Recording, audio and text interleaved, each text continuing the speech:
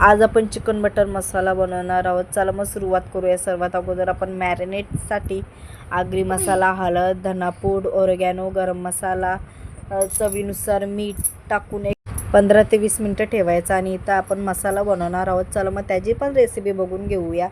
मसाल्यासाठी अख्खे खडे मसाले, अद्रक, लसूण, काजू आणि कांदे, टॅमॅटो हे सगळं आपल्याला वाटून घ्यायचं आहे. वाटून झाल्यानंतर आपण जे चिकन आपण फ्रीजमध्ये ठेवलेलं होतं मॅरिनेटसाठी ते काढून घेतल्यानंतर आपल्याला एका पॅनमध्ये बटर टाकायचं आहे.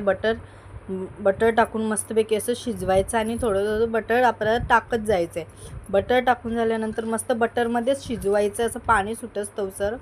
आणि पाणी सुटलं की लगेच आपल्याला वाटण टाकायचं आहे. वाटण टाकू झाल्यानंतर आपल्याला मस्तपैकी शिजवायचं आहे. जर तुम्हाला रेसिपी आवडली असेल, लाईक, शेअर, सबस्क्राईब करायला विसरू